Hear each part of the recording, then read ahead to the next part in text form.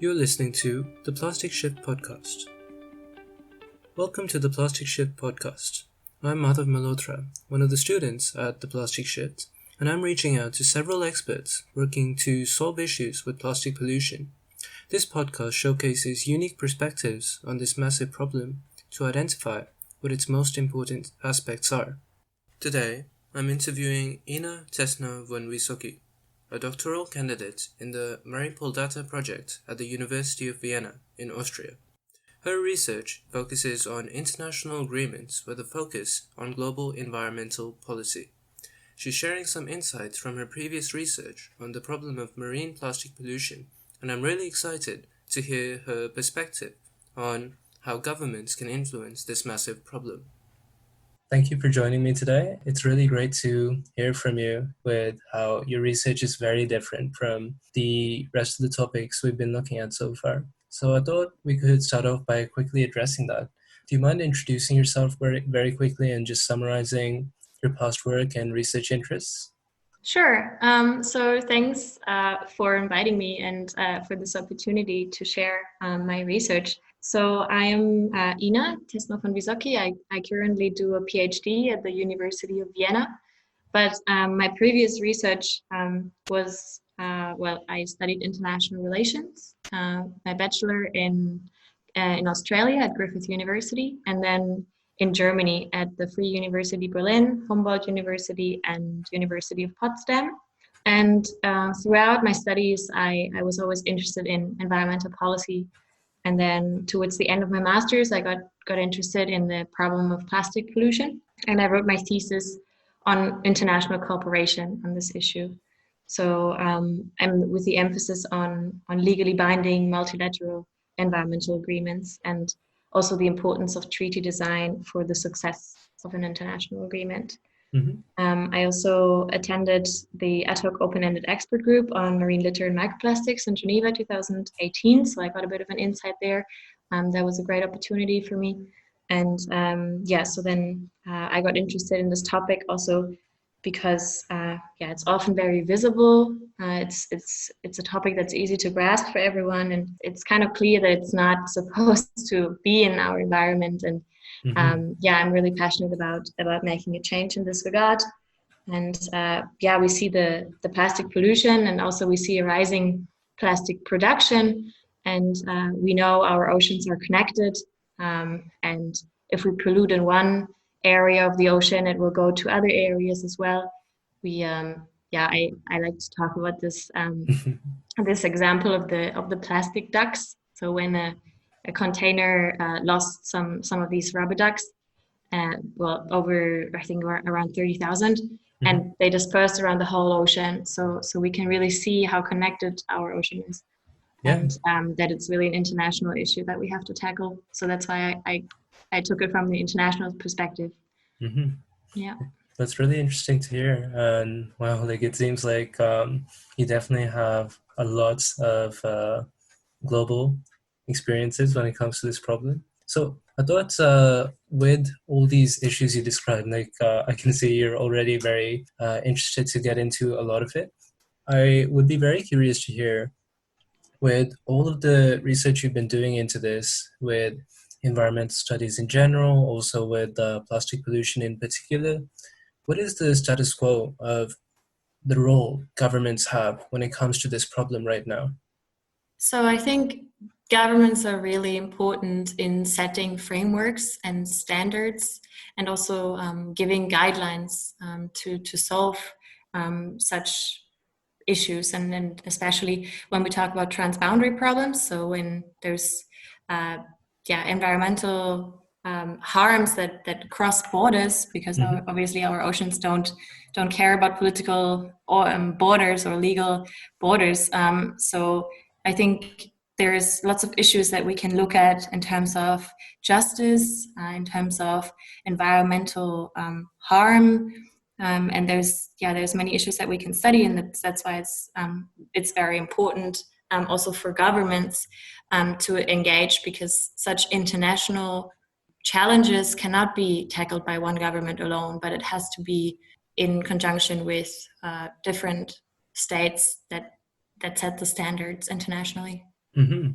And when it comes to this kind of thing, I know I was talking to some of the charities that are involved with this issue internationally, and they have the same perspective. They often find that when they do research in the field, they see that even though certain countries might contribute to more plastic waste produced, well, it doesn't matter if the waste ends up in the oceans, because then it ends up in all sorts of different ecosystems, even though one country might not be producing as much as another.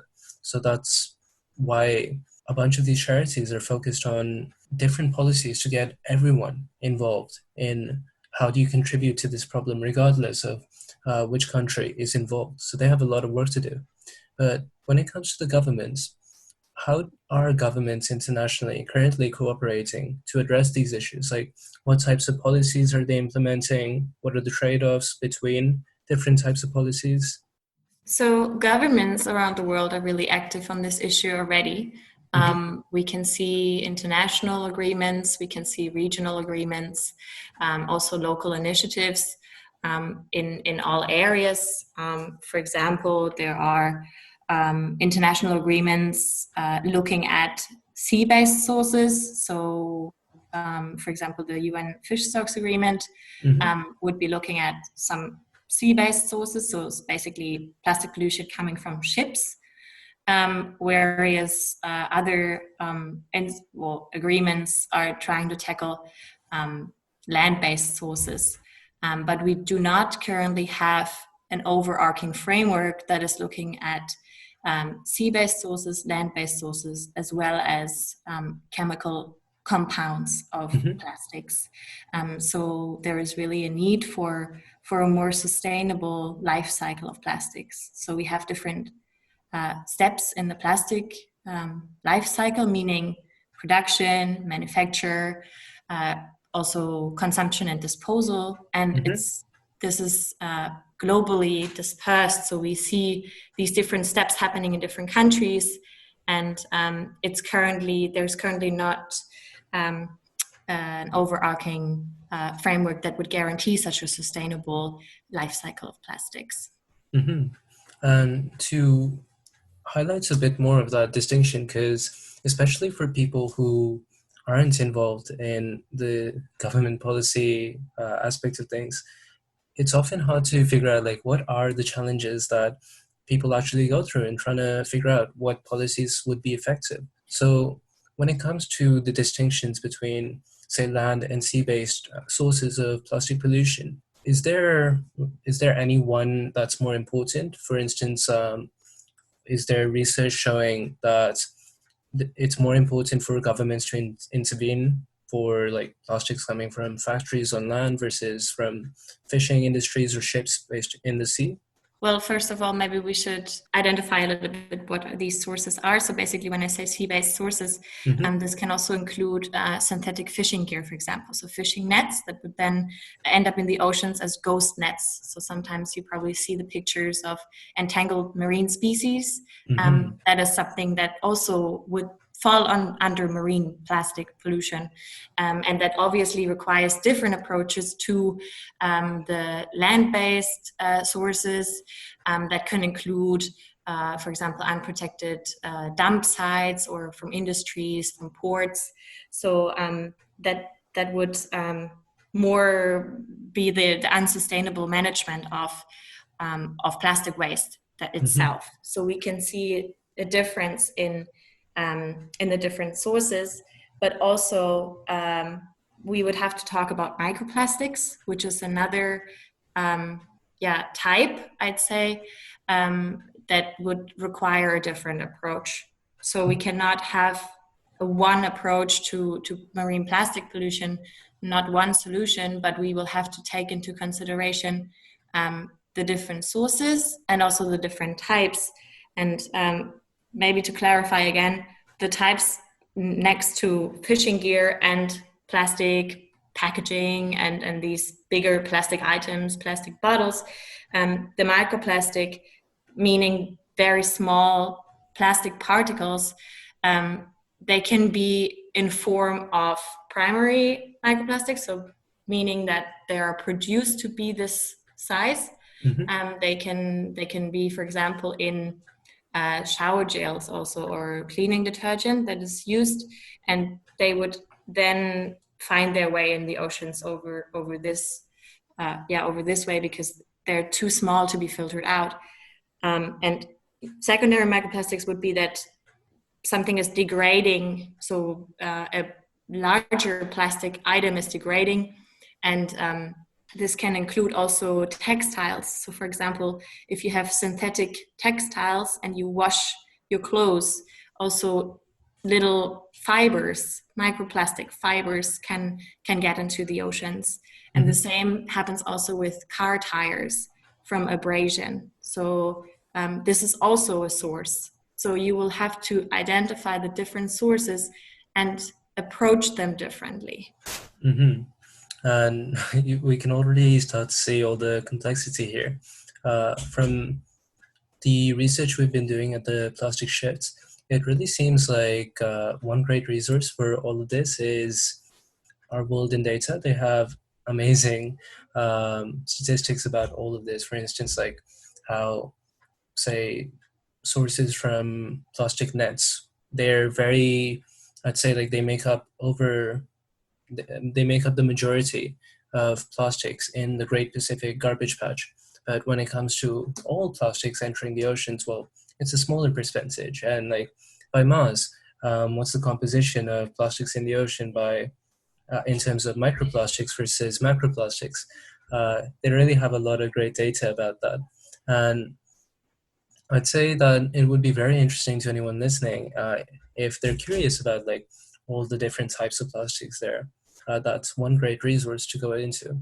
And on the point of data, I was curious when it comes to the challenges with creating different policies for these different sources. I was wondering in general, what are the biggest barriers that prevents effective international policies to address marine pollution? Is it a lack of data, which is something that we've been talking about like in the past little bit, or is it something else? Obviously, there is a lack of data, but I am convinced that we could take action, because we know that plastic shouldn't belong to the environment. If you ask me, I do not need a proof that it affects human health directly. For me, it would be enough to see the consequences on our environment, our marine species, also on coastal communities, fisheries. We have the economic sectors also in the small communities affected. So it affects already on a large extent. And I think the data should not be here the main problem. But for me, it's also the question, maybe the main point is, well, one of the main points that could be barriers, I would say that plastic is currently very cheap.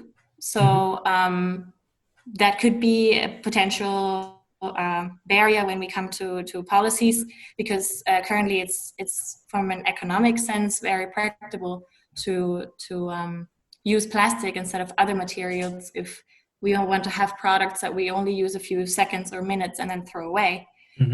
But also bureaucratic or other political issues that might affect. So if you have within one country, you have different ministries or different departments taking care of in one issue that should be tackled together. So I think there's also maybe dialogue and transparency that could overcome this barrier.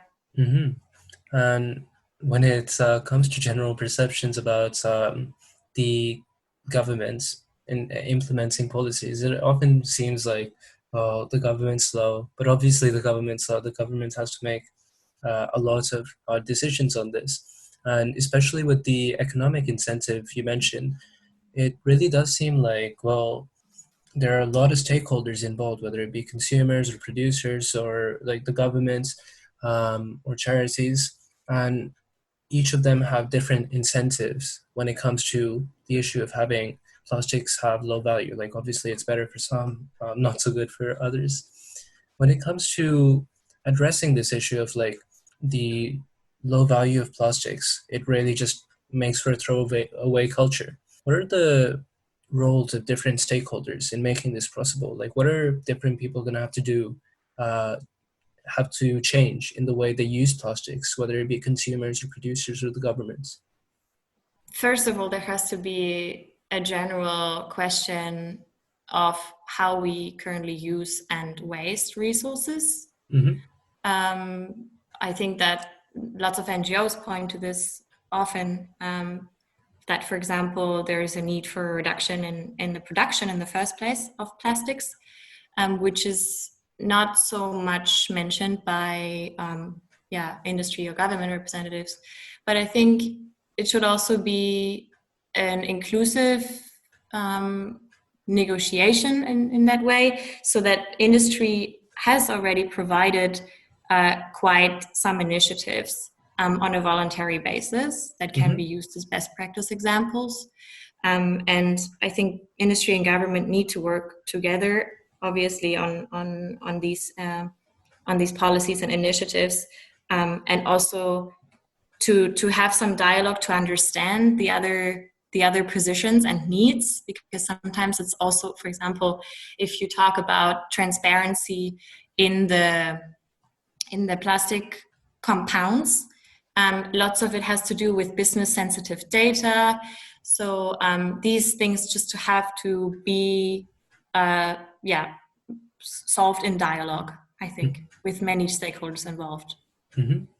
And with these potential solutions, would you say, considering these factors which you just highlighted, are there any promising policies in, say, certain countries or perhaps at a larger scale internationally that are currently being studied or being implemented to address these barriers? Yes, so we can see many best practice examples in international law, also in national law, in local initiatives, and regional agreements. But if you want to have some specific examples, I would probably name extended producer responsibility schemes. So there's one example in Norway where companies pay into a fund depending on how much single-use packaging they put on the market. They also need to recycle a certain percentage of the waste within the country. So this would incentivize source near disposal, so not exporting such waste to other countries, and also reporting on waste generation and creating an obligation for the reduction of waste generation. So I think this is one example how we could incentivize innovation and product design. So producers would consider the disposal of the product when they create the product or develop the product, and would avoid using material that is difficult to recycle, would be more transparent on the components in order to facilitate the recycling process. That's one idea. Yeah. And with extended producer responsibility, it definitely seems like in Europe, everyone's a lot further than here in North America. But it will be definitely interesting to see how there are a few examples of extended producer responsibility being implemented in certain provinces and states in North America. It'll be really interesting to see how the policy grows from role models, I guess, in Europe. And I guess one question I did have around that was, when it comes to the current political climate, obviously, like we have COVID-19, we have an economic recession, we have oil prices decreasing, which often is a bad thing for the plastic recycling industry. There seems to be a lot of things going wrong in when it comes to plastic pollution, all the stakeholders involved in that. There seems to be a lot of barriers right now with the current political shocks. Have you seen that affect government policy? And do you think that when it comes to creating effective policies around plastic pollution, there's going to be some kind of major impact because of these political shocks? I would generally say that the momentum for acting on plastic pollution is quite good. Mm-hmm. It's a problem that's visible and easy to grasp. It's in the media and in social media, and I think we can see general willingness of states to conduct policies. We also see increasing regulations in different countries around the world, and maybe also a potential legally binding agreement on this issue. So I think it's still going in the right direction. Okay, that's great to hear, especially given all the uncertainty right now. So I guess the last major question I had for you, and this is very important for a bunch of people listening, is when you're thinking about your unique perspective from all this research, what would you say are promising areas for more people to get involved with to solve the plastic pollution problem? And are these areas that generally need like a lot more attention than they're getting right now? Yes, so ideas for future research. I would say it's definitely interesting to have a bit of a look into the values of the status quo right now. So how we're using and wasting the resources. Mm-hmm. Maybe also have some best practice examples of places where it has been done differently, and why, and see if we can learn from each other. Also, another point would be how we can assure greater transparency in the composition of plastics. So understand the life cycle of plastics to manage it sustainably. Because as I said, we have these different steps and it's globally dispersed, and currently there's no global regulation on this. Also monitoring the plastic waste when it's in the environment is currently still a challenge. It's very difficult to track. So it would maybe be interesting to have some ideas on how we can identify the sources where this leakage of plastic is happening, not to point fingers at certain countries or stakeholders, but rather to just understand where this problem is taking place and how to act on this. And also, of course, as I also did in my research before, looking at a potential legally binding agreement on this issue and how we can, what issues to include, and also the issue of funding and how this might be implemented. So how to address the different types of pollution that I mentioned earlier, the different sources of pollution, how to account for more transparency of the chemical components, and guarantee a more sustainable life cycle of plastics, so we can develop a more long-term solutions to effectively solve the problem. And this can obviously include policies on the national level, because international agreements can set the guidelines and the standards, but the implementation will have to be on the nationally or the domestic level. So this can include policies on the national level. It can be in form of bans for certain substances or items, how it's already been done. For example, the US, they banned microbeads, so the little plastic particles in shower gels. But these things can be done on a domestic level. It's always good to have best practice examples to learn from each other and to implement it accordingly. Mm-hmm. And also education to understand the main points and problems of this issue. Yeah, that seems all really valuable. Thank you for sharing all this insight. If people are curious about your work, where might they get in touch with you? You can always email me, or I have also LinkedIn, so I can share this, and we can for sure get in touch. Thank you so much.